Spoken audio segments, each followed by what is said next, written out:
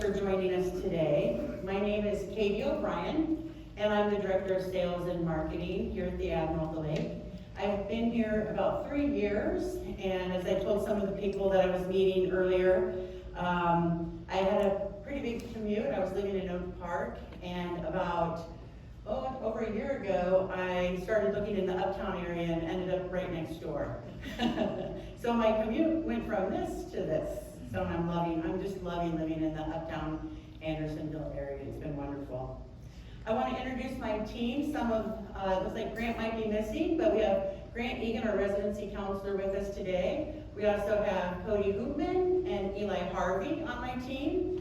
So feel free to reach out to any of them if you have any questions today. I want to thank them for putting together this event. I was out of the office at a conference last week and it all magically happened. So thank you so much. I really appreciate it. Great. So for our schedule today, we plan to keep the remarks for about 30 minutes, so we have time for Q&A. And then we will be wrapping up by around 3 o'clock, maybe a little after since we got a little bit of a late start.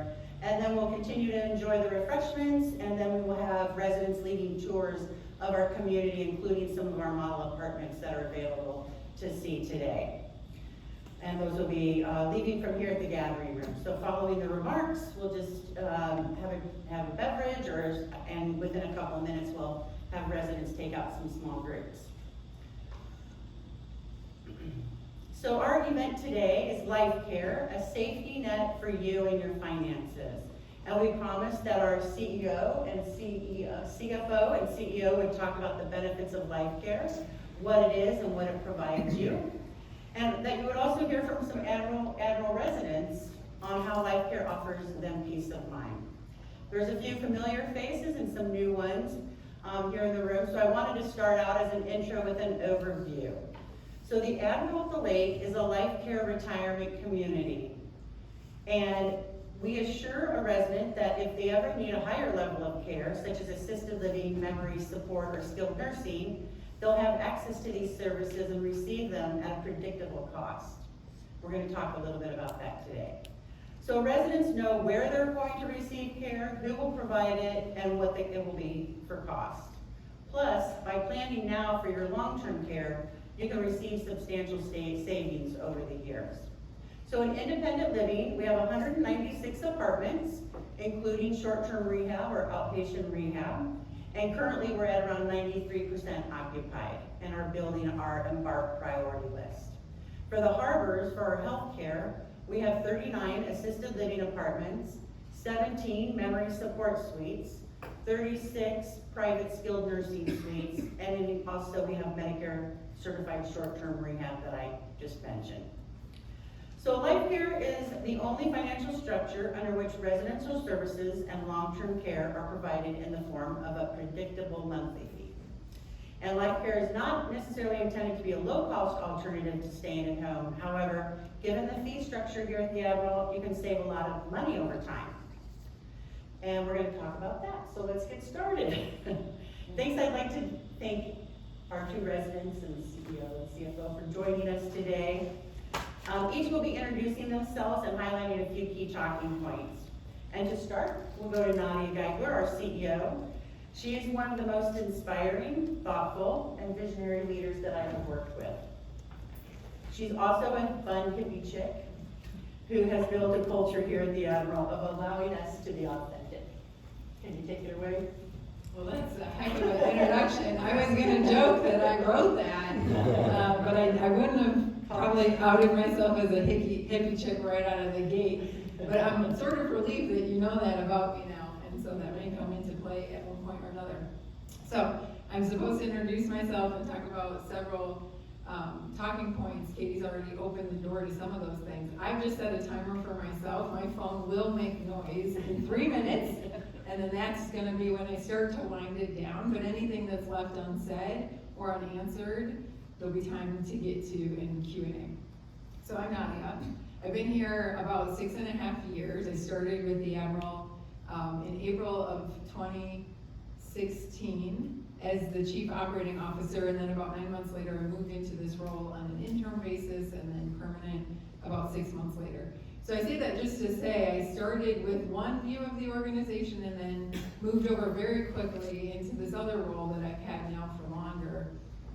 And because of the two roles I've held, I've been able to see sort of the nitty-gritty behind the scenes of the day-to-day operations in each of our functional areas, as well as that big picture. What's our strategic plan? What's our vision? Who do we want to be in the world?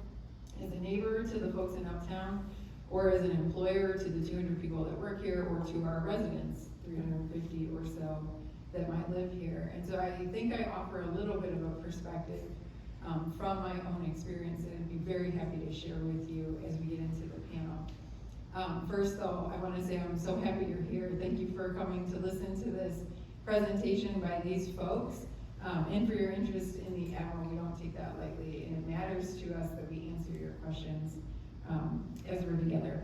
So expertise, I'm gonna gloss over that. I'll go over it very quickly, but I think there's more that I can share with you that has more value than you hearing a verbal rendition of my resume. It is on LinkedIn. If you're interested, please find me. I'm also happy to share more. I'll just say that this is all I've done, this kind of work, in my time as an adult. I stumbled into long-term care. Sometimes people say, well, how did you know you wanted to work with older adults? It's like, well, I didn't. I needed a job to pay for school, and I found a job that helped me pay for school. And it just so happened to be with one of the largest systems of not-for-profit long-term care aging services providers in the country. And so I got a job with them, and I came to develop an appreciation for the not-for-profit sector. That was the first thing that I enjoyed. This idea of mission-based work and charitable work and work done in concert with others really spoke to my heart. And later I would find the Admiral, and later I would find a place that cared about that kind of work too, and being one in a community. So I first fell in love with the idea of not-for-profit work, and then I came to appreciate working with older adults, but not as a label, like you're an older adult, so you clearly fit in this box. What I really liked about this kind of work was that for us, now I'm speaking for the Admiral, how did that happen? How did that happen? Wait, let me just say this and then I'll pass the mic over. You have to talk about LifeCare a little bit. Okay, we are first and foremost a community of people that recognize the importance of each one of us as individuals and see the power and benefit from life lived in community. And that's what drew me to working here in this line of work. And then you bring in, richness of experience that older adults have that some of us don't have yet, and it was like a no-brainer, and I've been hooked ever since. Okay, benefits of LifeCare, many. Katie touched on some of them. I was just whispering to Harris before we started up here. I was whispering to him that I struggle with this conversation with my parents. My own parents sometimes struggle understanding. To me, LifeCare it's a safety net. It's planning for the future, for the things that might happen or will happen down the road.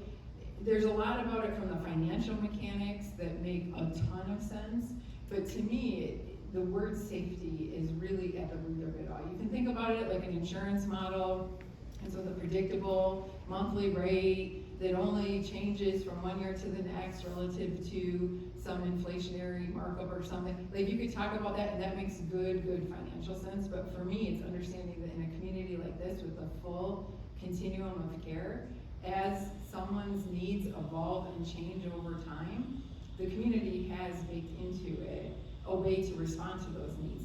And sometimes it's a move, people say, through the continuum, and the assumption is from independent living to healthcare in one of its many levels. But those moves happen in the opposite direction as well, and they can be temporary moves, they can be permanent moves. Sometimes the person doesn't move at all, and the services and supports that they need come to them in their unit. And I'm sure you'll hear from somebody along the way today or in other visits that our desire is to meet the individual where they're at and keep them at the highest level of independence possible, and supplement with help and care where we need to ensure that they're able to stay at the highest level of independence possible. And that's something that you get in a full continuum of care.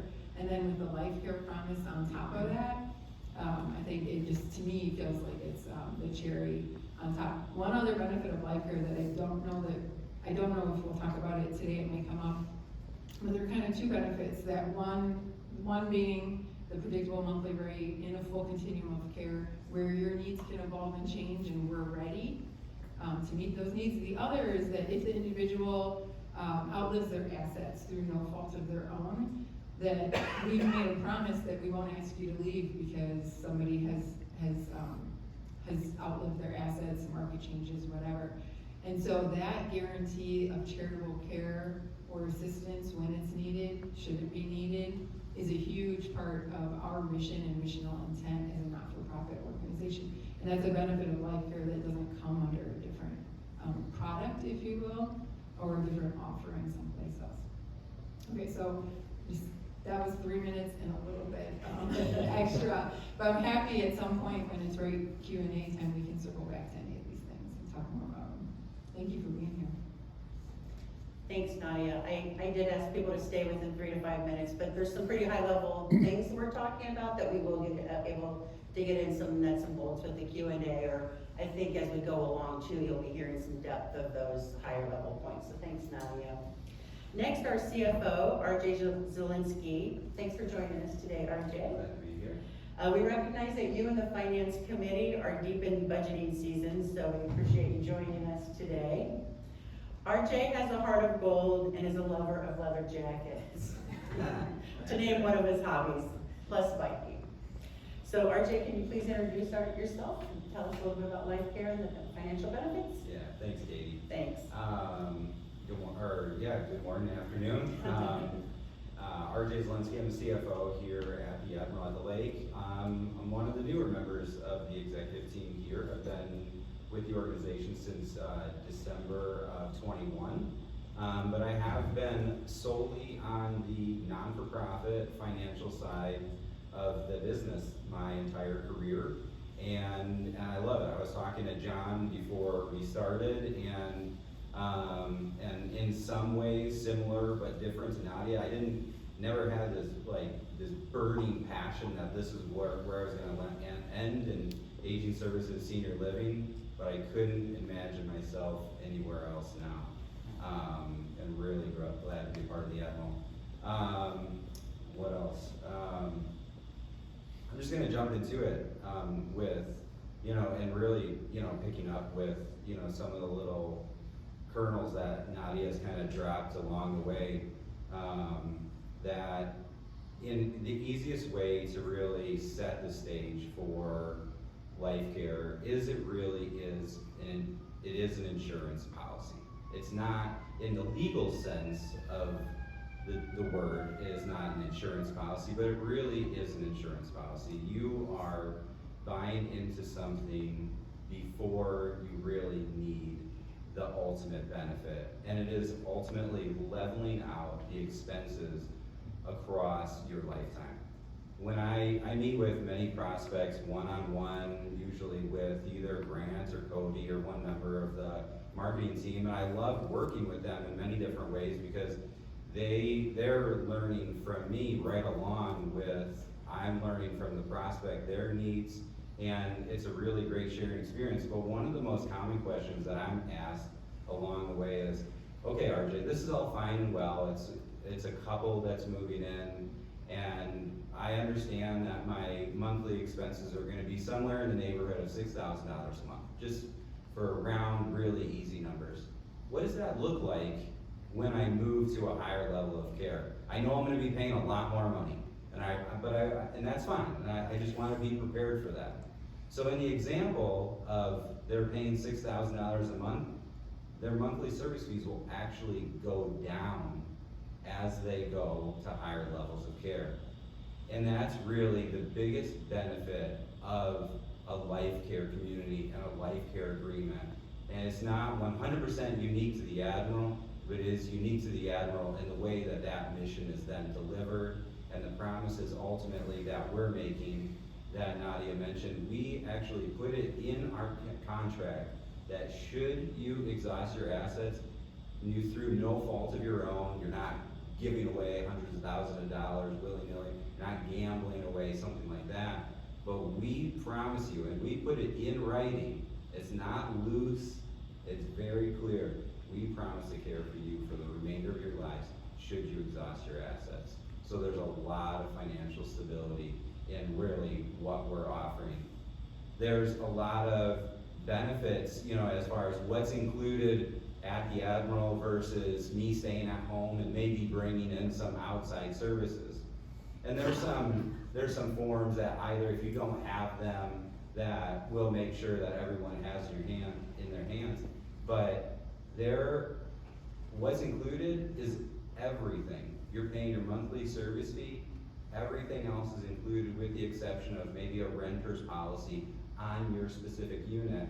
But if you're gonna compare a renter's policy maybe against a homeowner's insurance, it's a fraction of the cost.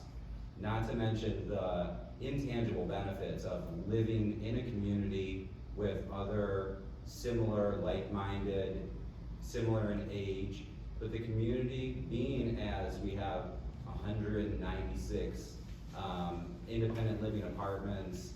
You know, if we then just do some fast math, we have somewhere in the neighborhood of about 240 independent living residents. It's a lot of people to connect with within your community, and yet you're still living in a beautiful and vibrant community that has public transportation literally at both corners that you can continue to participate in. One of the things that I kind of spoke around earlier was the benefit of buying into a LifeCare community or life, you know, is really not waiting too late. And when I spoke about your monthly service fees could be somewhere in the neighborhood of $6,000 in independent living, just for easy numbers.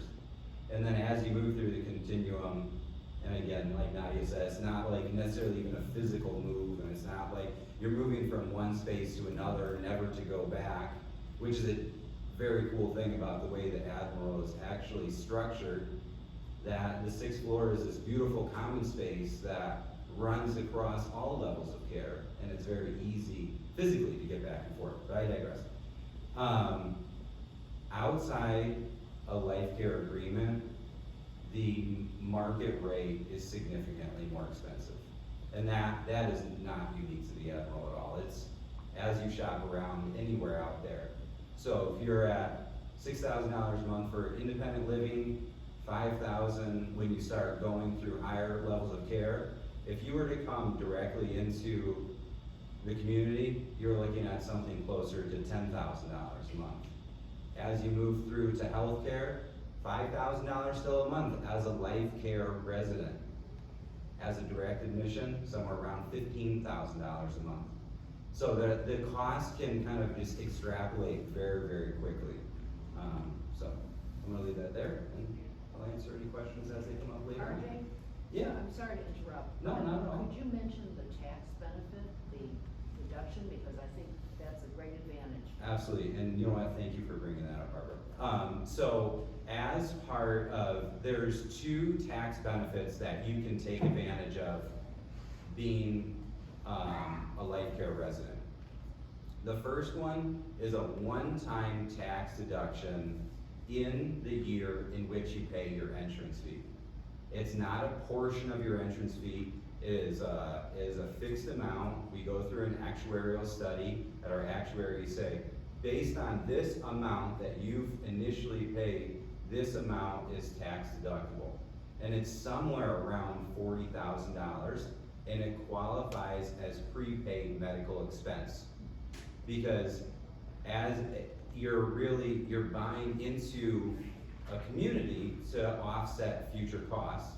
So that's a one-time, approximately $40,000. It changes every year, and probably for this year, it's gonna go up very considerably because costs have gone up considerably. The second part is, and it's available every year, is a portion of your monthly service fee in independent living qualifies as prepaid medical expense. And that is somewhere in the neighborhood of $1,800 a month. And it goes, we redo the study every year to give that exact number. So the number of months that you're in independent living, you can take that deduction. Once you're in a higher level of care, assisted living, memory support, healthcare, 100% of your monthly service fees are tax deductible for medical expense. Thanks, Barb. Good question. It's a lot of money. Yeah, good question. Thank you, RJ, appreciate it. RJ touched upon a piece that I think is really key, and we're gonna lead into that with our residents, is the community, the sense of family, and the sense of people that are here. In my 3+ years that I've been at the Admiral, I've gotten to meet and to know many amazing people. The next two individuals are two of our residents who make a big difference in the lives of others. They're active in life, and specifically in life at the Admiral. Always a friendly face, warm greeting, and positive outlook. Both Harris and Barbara embody what is great about living and working at the Admiral. Harris, can you go next and share your perspective on living at the Admiral? Sure, thank you, Katie. My name is Harris McKee. My wife and I moved to the Admiral in February 2017 with LifeCare after living in Northwest Arkansas for 20 years. We determined years ago, based on experiences both of my mother and my wife's mother, that we ultimately wanted to live in a continuing care community. We considered their choice a great gift to us. We lived in other states from where they lived, and it was provided meaningful living to them as well. We have 2 daughters. One lives in Chicago. She's the one that suggested the Admiral. The other's an attorney in Madison, Wisconsin. Our CCRC search was pretty concentrated. We visited the Admiral and 2 CCRCs in Evanston the same day. Following weekend, we went to one in Fayetteville, Arkansas, where we had quite a number of friends, and our Madison daughter came down and joined us. And as we looked at the Fayetteville option, we just realized that it was too far from our home in Bella Vista, Arkansas, for us to come back for evening meetings or any of the commitments that we had. And it was also too far for me to go back and play golf 3 or 4 times a week. So if we were going to start over again, we decided we might as well start over closer to family. And so we came, that meant Chicago area was where we were coming. And we had lived in single family houses for over 50 years. I couldn't imagine living in a high-rise. But as we stood in the yard of a campus duplex in Evanston that really looked pretty attractive, I thought about what it would mean to go to dinner or go visit friends, and I realized that I'd have to dress for the weather whenever we did that. And that suddenly, the rational point of view said, the high-rise where you can walk down the hallway to the elevator makes an awful lot of sense. So the Admiral jumped out as a clear choice for us. Now I'm sure that some of the things that Nadia already mentioned is that the benefit of living here is really the community. The LifeCare, that's nice, that's just money. But the community aspect is what really makes a difference. There's so many activities here for education and skills development and entertainment, but you're limited only by your energy and what you take advantage of. There are 4 different religious groups that have regular meetings here. During the last week, one of our residents, a retired political science professor, spoke on the Illinois judicial elections. Another resident with Scottish connections arranged a program with a Scottish writer. Another program addressed the history of votes for women. Tonight we have a lecture on the war in Ukraine, developments and global implications from a PhD political scientist. More than 30 committees provide opportunities for participation. Life is truly resident-driven here, and it's a great place to live. Now, I discovered options that were never mentioned in our interview when we talked to the marketing people.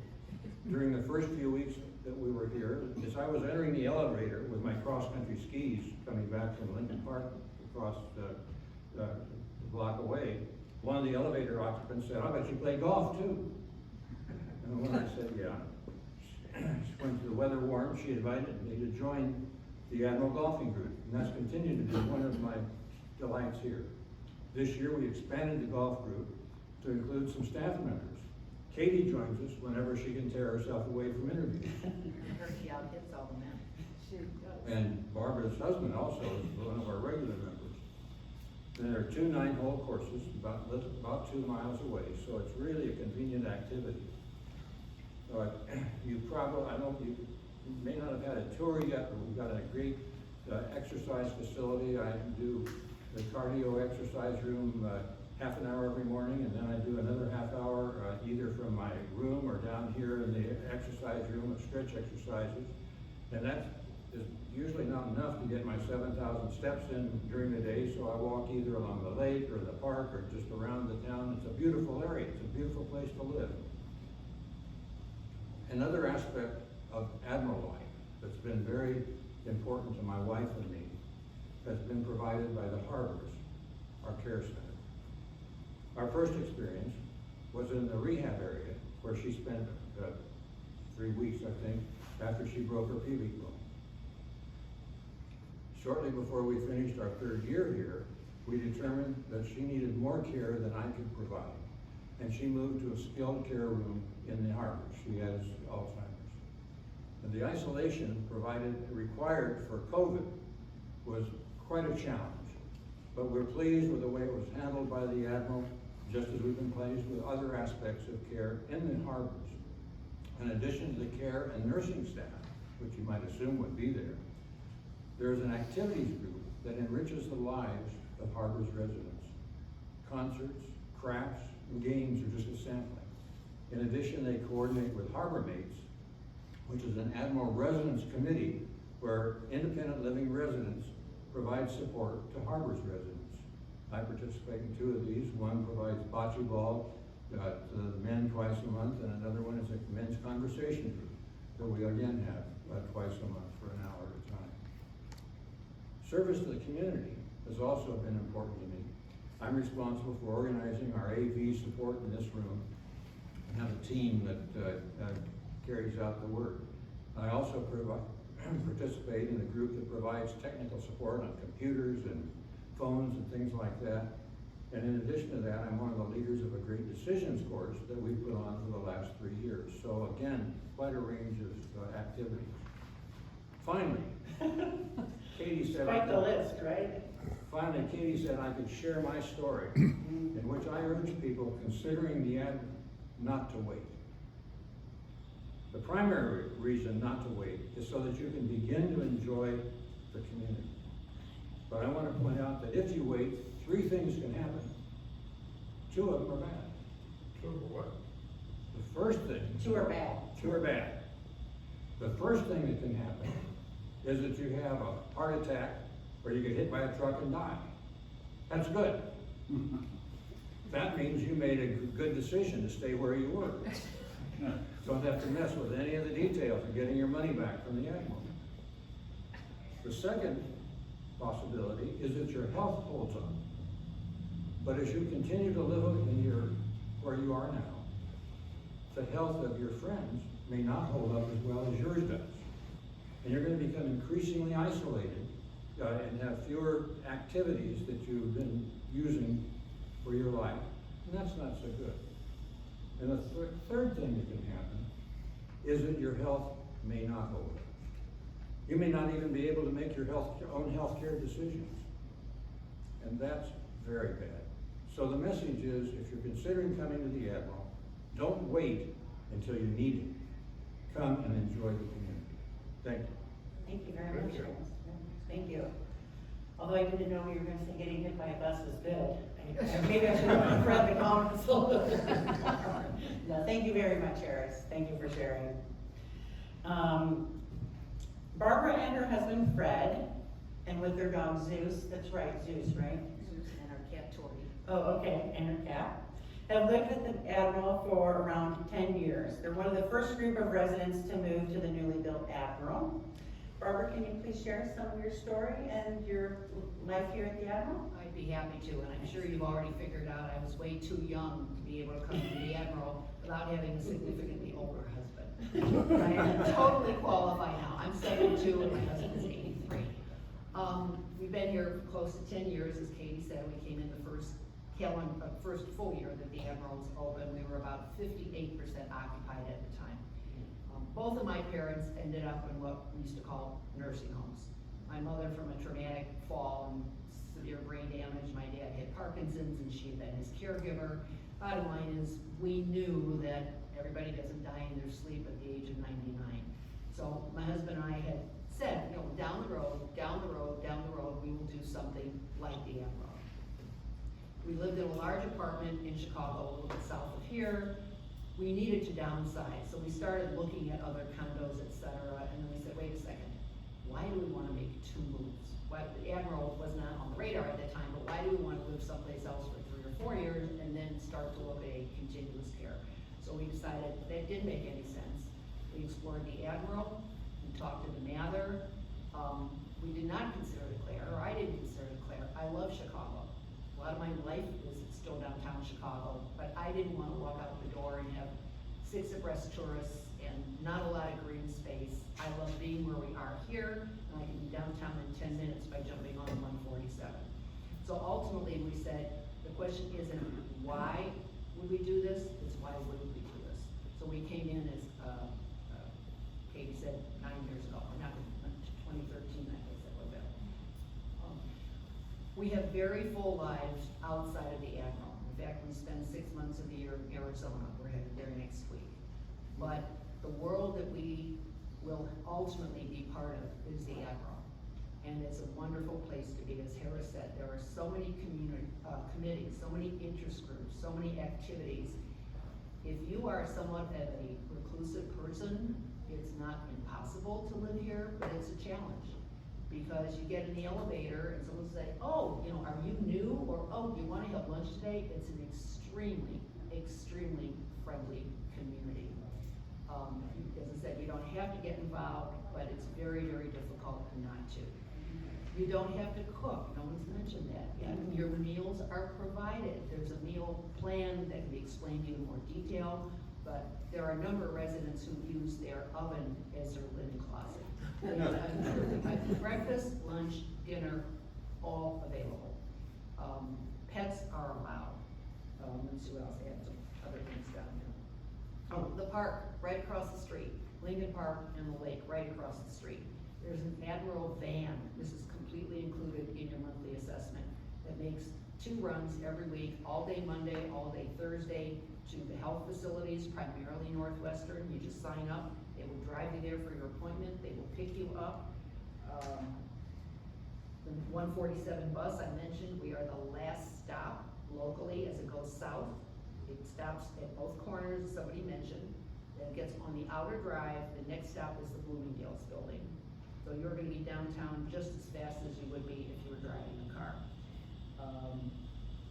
My activities, as I said, I'm on the board of the Anti-Cruelty Society. I was at Delson at Millennium Park for 14 years.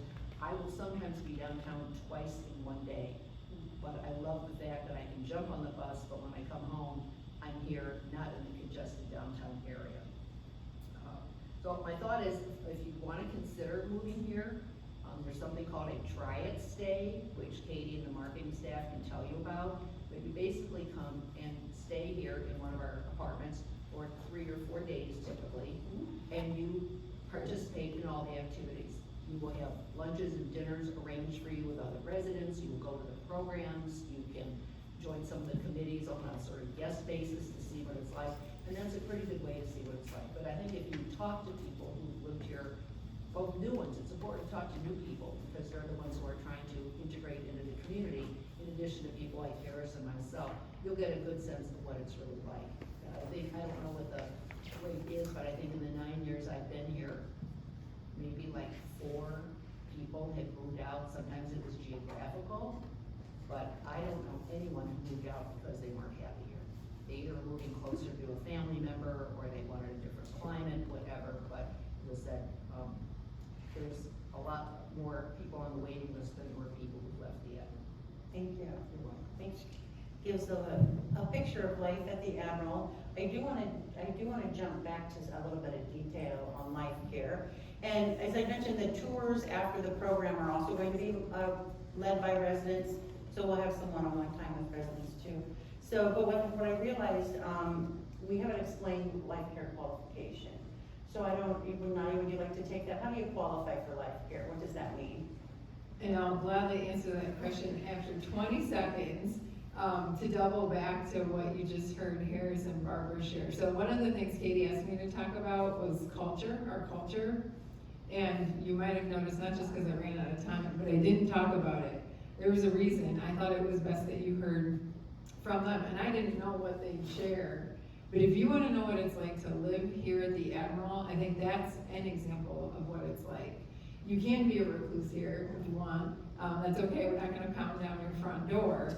But once you leave your unit, there's this whole world that's available to you. And they spoke so well about what it's like to be in a resident-directed community in terms of lifestyle and to seize those opportunities. So thank you, Harris and Barbara, for that. So qualifications for LifeCare here at the Admiral, there's 4 things we look at. First is the easiest, age qualification. So we are for people who are 62 years or better, no exceptions. And that's I can explain why if anyone cares, I'm happy to do that. But 62 or better. Then there's a medical qualification, which is going to sound like the most complex of the qualifications that we look at, and that's because it is. So we look first at information from the individual's primary care physician. There's a form we ask that individual to complete that gives us sort of a high-level sense of the individual's current medical health state. They submit that to us here, and then we ask the prospect to spend some time with our wellness coordinator or our social services coordinator and go through a standardized assessment. And it's very conversational, but there are some specific questions that are asked, like tell us a little bit about how you handle some activities of daily living. Tell us about, how do you cook still? Do you order out? How is it taking care of this, that, or the other thing? Can you tell me a little bit about any medications you're on? That sort of stuff. In some cases, it duplicates what the primary care physician has shared, but it helps us get an overall sense of the individual's ability to be safe and appropriate in an independent living setting. That's really what we're trying to answer. We're not wanting to go beyond that into the details or nitty-gritty. So the primary care physician submits their form. The assessment happens with our wellness coordinator or another counterpart, and then both of those sets of information then flow to our medical director. Our medical director is Dr. Eric Mizuno. He works at Northwestern and several other hospitals and communities like ours in the area. He's a wonderful guy. So he'll review the information from the primary care physician as well as the notes from the assessment. And his one determination to make is, does this person appear to be, based on what we know, does this person appear to be both safe and appropriate for an independent living setting today and for the foreseeable future? And that foreseeable future isn't 10 years or 20 years, it's more like 2. Based on what we know today, do we think that they could remain safe and independent for 2 years, roughly? And then he says yes or no. And sometimes, every once in a while, he'll say, I think I'd like to see a little more information from the doctor. And then we go back to the prospect and we say, would you mind if Dr. Mizuno and your primary care physician had a conversation? Or would you mind if we saw this assessment or that assessment? That is very, very rare. So age qualification, medical. Financial, RJ is probably better to speak to this if you want to know the mechanics and the truly the nuts and bolts of it. But essentially we're looking at someone's assets and liabilities against actuarial tables that project life expectancy based on a number of different factors. And there what we're trying to do is not find 100% assuredness that the individual will never, ever, ever, ever run out of funds. But what we do want to see is sort of based on those actuarial tables, what's the probability that this individual will be able to meet their monthly service fee for the expected life expectancy that they have? And there we make decisions, typically the 2 of us, or RJ brings a recommendation and then we talk through it, but we make a decision about whether or not any potential a risk for the need for charitable care is something we can comfortably absorb at the time, if the need is at the present moment, or down the road if the need appears to be at the present moment. One of the things I said earlier is that we are proudly not-for-profit, and a huge part of what we want to do in our not-for-profit status is provide care to folks who need it. So we aren't looking to say no if someone appears to need charitable care at some point down the road. We are simply doing our jobs and being good financial stewards of the resources we have by not overcommitting the organization beyond its means in terms of charitable care. And so that's a conversation, and that's work that happens with RJ. And then the very last thing that happens, or one of the last things, is a conversation with me, which I think is the most fun of all the other forms that have to be filled out and conversations that have to happen. That one sometimes gets called a community fit meeting. It's probably a terrible term. We should find something better for it. It sounds like you have to jump through hoops and appease me, but really all we're doing is making sure, I want to make sure that before you make a move like this, or before things get any more serious, that a prospect understands that they're one individual moving into a community, that there's comfort with that. Doesn't mean you have to be a social butterfly.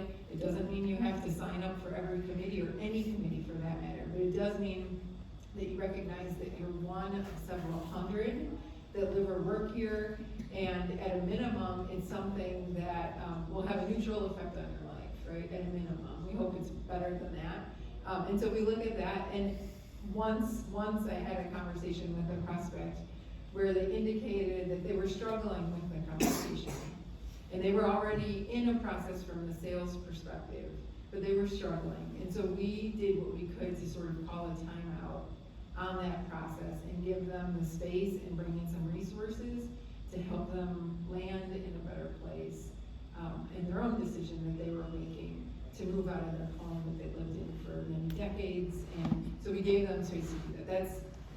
It's an anomaly, but that's also part of what the community fit meeting with me tries to do, is just make sure that the prospect gets all the answers that they need and that they are comfortable with the decision that they're making.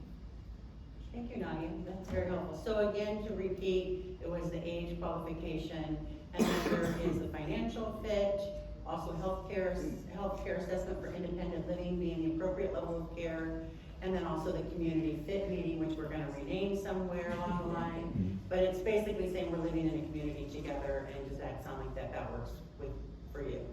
What we haven't talked about with LifeCare is really how we, I guess the financial model of entrance fees, and monthly service fees and contracts. So RJ, could you kind of explain the 90-50-0 and then the entrance fee and the monthly service fee as kind of the foundational level of LifeCare in independent living? Yeah, absolutely. So with a LifeCare agreement, there's actually 3 different types of LifeCare agreements. I'm only going to talk about, called a Type A agreement, which is what the Admiral offers. With that Type A agreement, there are 3 different levels of refundability. There's a 90% refundable contract, a 50% refundable contract, and a non-refundable contract. The non-refundable contract does amortize over a 5-year period. So with all the contract types, the entrance fees are priced differently. So a 90% refundable contract has the highest entrance fee, and a non-refundable has the lowest entrance fee from a cost basis. All 3 contracts have the exact same access to all the amenities and everything that has to offer. Monthly service fees are consistent across all 3 contract types, and they're all priced with actually the help of our actuaries so that they have very consistent profit margin across them, so that we can open up contract types to different individuals from estate planning basis. Some, individuals that maybe don't have family that they're planning on leaving assets to, they like a non-refundable contract because it gives them the access to the most amount of their assets during the time in which they're able to make the decisions around their lifestyle, versus someone that has done some significant estate planning that would like to leave funds for individuals. And just to be clear, with a 90% refundable means 90% of the entrance fee that you pay at the time that you move into the Admiral is refundable to you should you decide to leave the community, although Barbara said there's only been a handful, or after you pass. And we also pride ourselves on, a lot of communities are very restrictive in the ways that they offer the contract types based on the units that are currently available. So 100% of the available units that we have today are available at a 90% refundable contract. 75% of those available units are available at a 50% contract, and approximately 40 to 50% of the available units are available at a non-refundable contract. We really don't want, what we look to do is to put you in the driver's seat. So what contract makes the most sense? And it's very rare that we cannot find a unit and a contract type along with the pricing that fits for you, for what you're comfortable with today, as well as your future planning. But is that good, Katie? Oh, yeah, that's Okay. great. Yeah, that's great, thank you. I think that's the overview. Oftentimes, the number one question my team is asked is, of course, what's the cost? So when you're taking tours today, that's a hard question to answer, because part of it is based on, what are your financial plans for yourself and for your future. The other part is we have 47 different floor plans, and the entrance fee is based on kind of it's based on a real estate model. So for example, the higher up you go with the higher views, the apartment entrance fees go up a little bit, the bigger the apartment. So when you're touring today, the apartments, each apartment that's available will show you if it's offered at the 90, 50, or 0%, which if it's all three or if it's two of those. And then you'll also see that breakdown of the entrance fees and the monthly service fees. So if you're asking that question, well, what is the cost? You'll have an opportunity today to look at 1-bedroom apartments and 2-bedroom apartments, and you'll be able to start to see kind of the range of what that is, to answer that question, what is the cost of entrance fees and monthly service fees. But thank you. One of the questions that we had earlier submitted was, someone had heard about Plan A's and Plan B's and what that is and what did we offer. So can you just really quick kind of talk about what a Plan B is? We don't offer that, but what that means when they're doing their research? Oh, absolutely. So a Plan A, like I said, is what is the type of LifeCare agreement that the Admiral offers. And what that is, it's the very, very much the smoothing of cost throughout your stay in the community. A Plan B is, the entrance fee is typically slightly lower than a Type A. So a Type A, typically the entrance fee is a little bit higher, but you're able to choose different refundabilities that, based on your financial needs. So a Type B, the entrance fee is slightly lower, but your costs go up as you move through the continuum. So if you were to need assisted living, it's not gonna be smooth, or in some cases actually decrease. It's gonna go up. It's not gonna go up to market rate, but it's gonna go up. And then again, if you were to need healthcare costs or healthcare services, it's gonna go up again. And then there is a third contract type, which is a Type C, and it is a LifeCare agreement, but it's much more based on a rental model. And there are communities that offer a Type C as well. And what that is, it has an even lower entrance fee, but the costs go up much more substantially, and you're really almost tracking to market rate. But along with a Type C, you'll get different access to additional healthcare benefits, or especially if it's a not-for-profit, maybe a guarantee with some kind exhaustion of assets. So you were just handed by Grant what is LifeCare, and our team will spend time with you on this. There's a lot to absorb here. But basically, to reiterate, we offer an A, which is the consistency throughout the same LifeCare rate throughout the continuum of care. But this is also showing that grid that RJ mentioned. So for example, you're doing $6,000 a monthly service fee, and you plug that into the blank line. So your monthly service fee in independent living is $6,000. What happens when you need the continuum of care? Should you need assisted living, should you need memory support or skilled nursing, you're staying at that LifeCare rate at $5,100 or $5,170. Versus we do, and RJ also acknowledged that sometimes we do have residents who move in from outside the community into assisted living. They're not a LifeCare resident, they are paying the market rate. Or they move into our memory support and they are paying the market rate. They are not paying the LifeCare rate. We rarely have admissions from outside the community to skilled nursing care, but when we do, should they come from outside the community, they are paying the market rate, not the LifeCare rate. So to me, this is a complicated chart, but it quickly shows the benefit of the LifeCare rate through the continuum of care. And again, my team would be happy to walk you through this with more detail. But this is the financial, kind of a clear financial description. But these are the numbers prior to you getting your income tax deduction. Yeah, that's correct. Yeah, and you get that deduction, or you can speak to it, regardless of whether you ever end up in assisted living, skilled care, or memory care, because I think the IRS basically rules, even though it's prepaid health care, you don't need to have taken advantage of Correct. that health care level. That's correct. Yes. And so that covers a few of our pre-set questions and some of the information I wanted to make sure we covered. But we do have some time if there's questions from any of you. And we do have someone who will bring a mic to you if you don't mind asking the question with the microphone.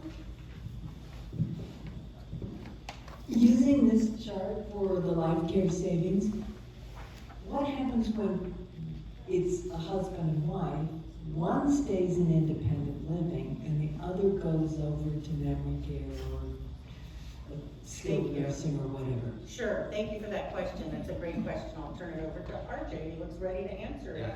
Yeah. But that's a great question.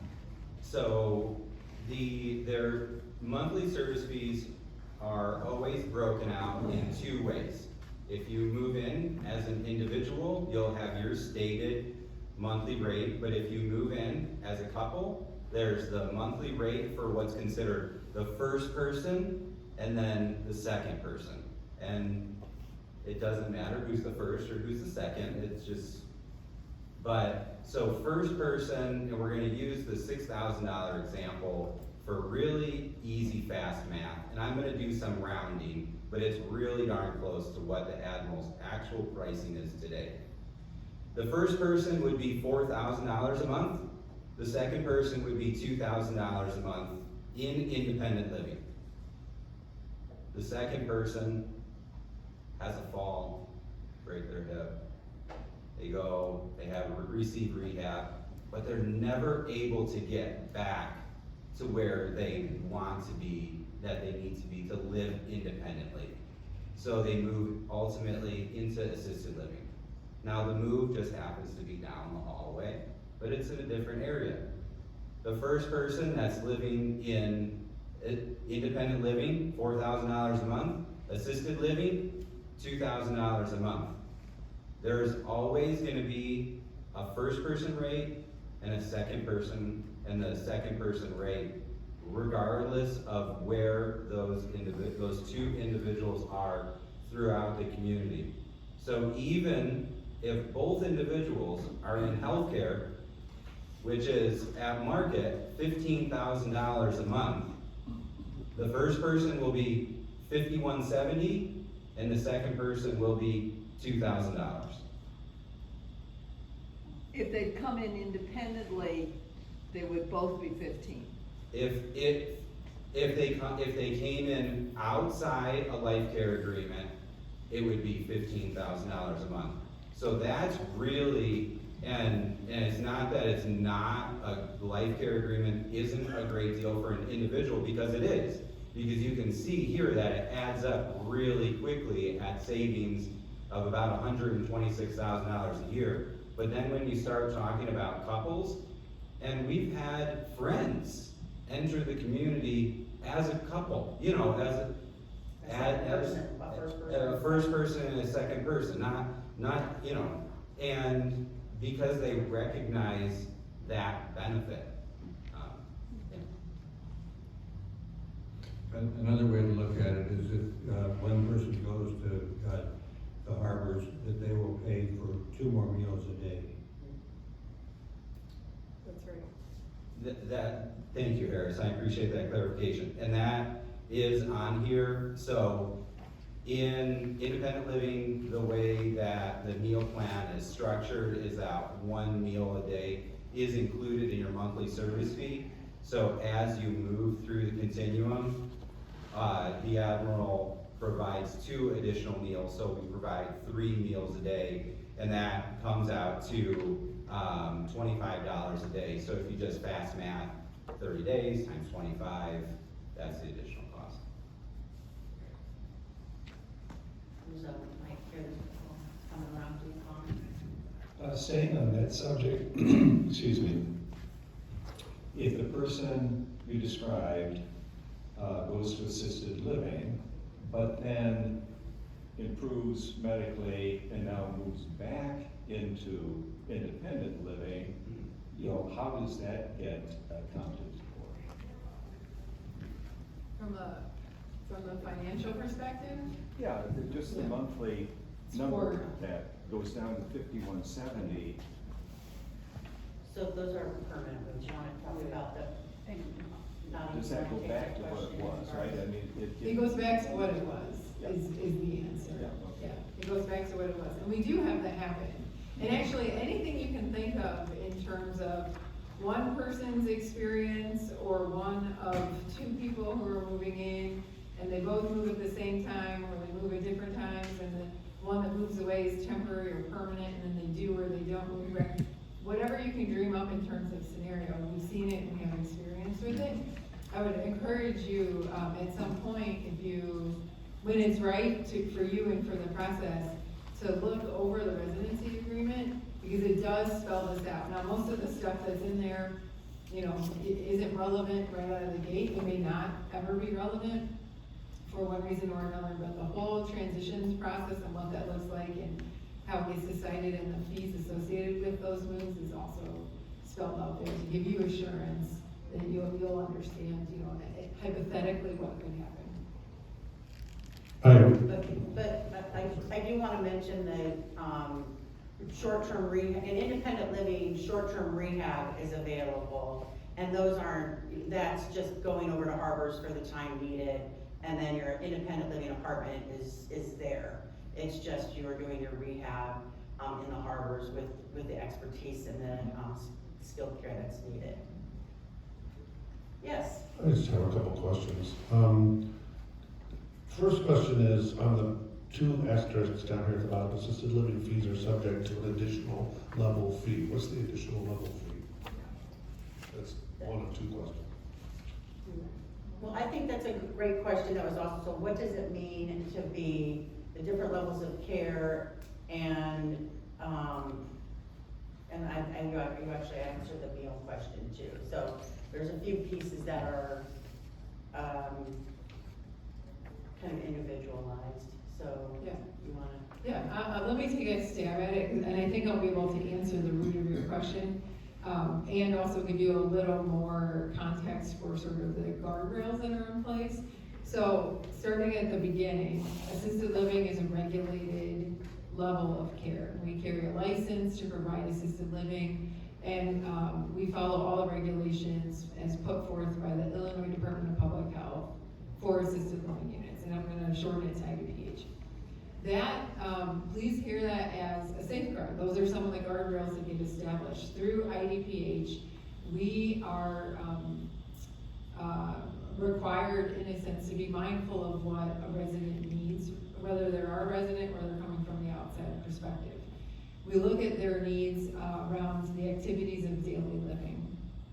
And for any number of those activities of daily living, could be 1 through all 8 of them, how much assistance do they need, how often, and who is the right clinical person to provide that? Can it be a care partner or a CNA? Should it be a nurse, an RN, or an LPN? Is it some other discipline?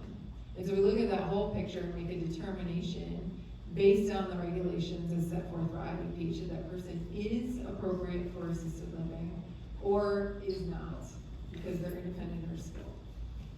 Under that same concept, so that's sort of the guardrails that are established for us and are very good to have in place for any assisted living admin. Within that context, then, we start to look at the individual and we look at how many activities of daily living do they need assistance with, how often, for how long, who's the right clinician to provide that level of assistance.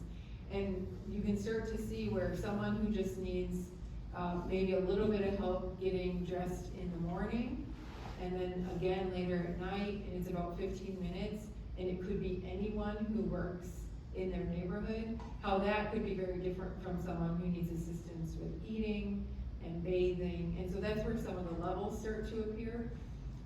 In terms of what you should expect as a customer, hypothetical, potential future customer, what you should expect is your needs are documented via several assessment tools and conversation with you and or loved ones or responsible parties happen regularly through care plans. And there's a whole plan of care that's created that talks in detail about the needs of the individual, and from that is where we would arrive at assisted living level 1, 2, 3, and the fees fluctuate depending on the needs. My other question is, so you have like this buy-in, I'm just thinking about my own mom, and you know, she needs like one level of assistance, you know, so I was just wondering, you know, like, are you supposed to be 100% independent when you move in here? Or is it, you know, I mean, she's old. I'm 60, you know, Yeah. so I just was wondering, like, you know, she needs somebody to look after her a little bit, you know, she's got somebody looking after her right now. And I was just wondering, would that disqualify somebody from getting approved to move in? Yeah, that's a great question. So first of all, the answer is no and depends, right? How's that for clear? No and depends. No, it doesn't disqualify someone from moving in to the Admiral or moving into the independent living setting. The depends comes in because we want to know specifics about the individual to make an assessment about whether or not they are appropriate for the LifeCare offering. Oh, okay. But for us, someone's ability to qualify for LifeCare as an example, and their ability to live in an independent living setting are not mutually exclusive. And I think as you're looking around, that is something, if you're looking at other LifeCare communities, to inquire about. As I understand it, I think we're one of the few that will take, let's say, 2 individuals, regardless of their relationship to each other, 2 individuals into the same unit, where one does qualify for LifeCare, but the other does not. So that's one option. Now, I don't know your mom, so I'm just gonna speak in hypotheticals, right? So that's one option. Another option is maybe the individual is both appropriate for the independent living setting, so they're safe, they can direct themselves, they can evacuate in the case of an emergency, you know, those sorts of things you would want to see in an independent living setting. And they do qualify for LifeCare, whatever that means for the specific individual, they do qualify for LifeCare, but they still need some assistance. That's absolutely possible. We have that with folks coming in, we have that with folks who've been here. One of the ways that we meet those needs or help facilitate the meeting of those needs is through a group called Who's Caring, who is our in-home and preferred provider, frankly, of services just like what you might be talking about, John, They have offices here, and they're staffed 7 days a week, and they're able to do sort of those pop-in 15 minutes here, 30 minutes there, or several hours, or escorts to meals or to doctor's appointments. And that resource is huge for folks who aren't wanting to make, nor do they feel ready for a move from one level of living to another, but they aren't able or don't want to, can't for some period of time handle the grocery shopping or laundry or those sorts of things. Okay, Thank you. thank you. I do want to recognize that we're at about 3:15. All of a sudden, I looked up at the clock and I was surprised. But we do have a couple of more questions, but. This can be answered in a minute or less. Okay, What is Kendall? Oh, Kendall. that takes more than a minute, but let me give you the 30-second version.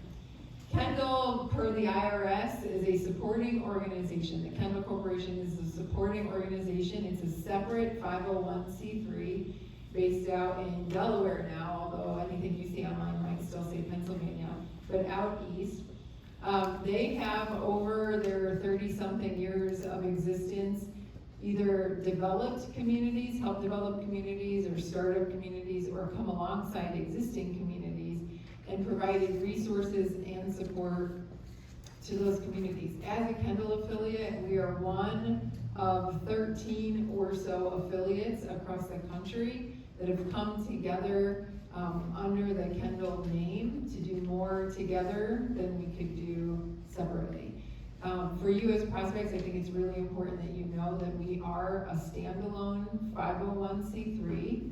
We are governed and managed by a board of directors. We make all of our own operational, financial, fiduciary, governance decisions here at this level. We're not part of an obligated group, so our decisions are for the good of the Admiral.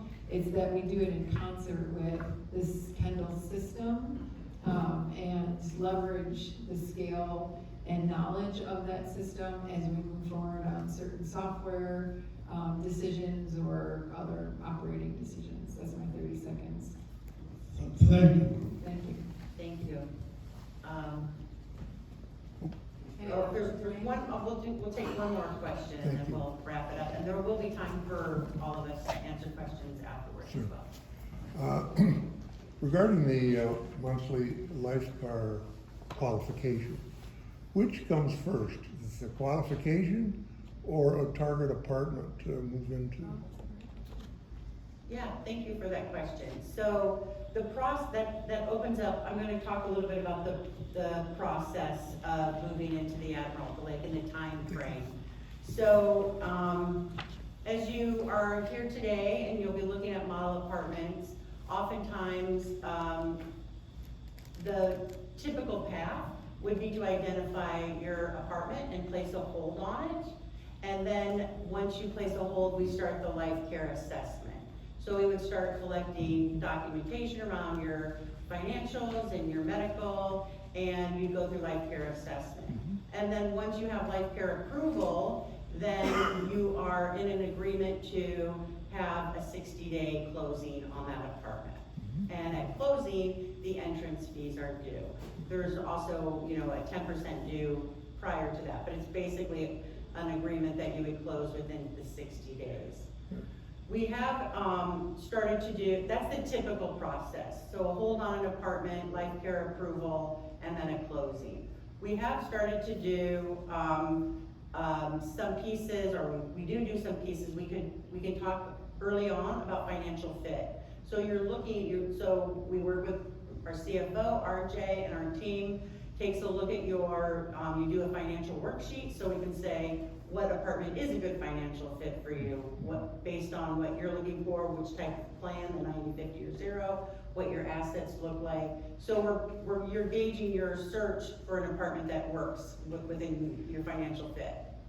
We also, Barbara mentioned some of our BR guests stay when somebody's pretty serious and getting close to their time frame.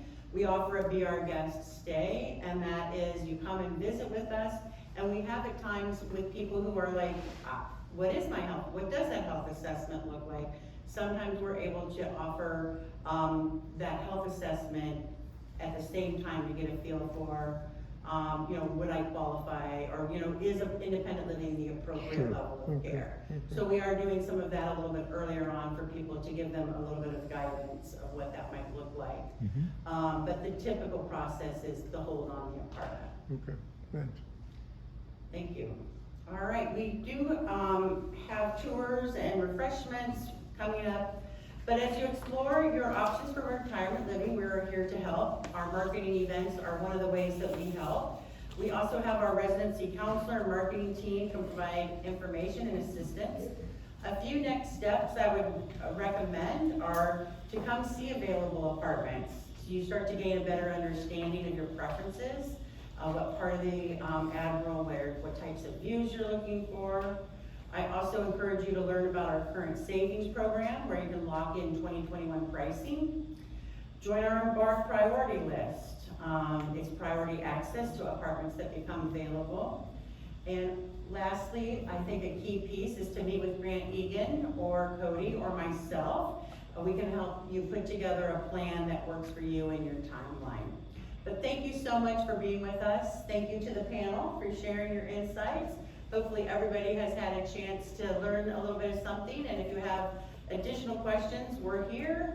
And we also have the tours coming up where you'll meet other residents, and they're always happy to answer any questions you have as well. So join me in thanking the panel.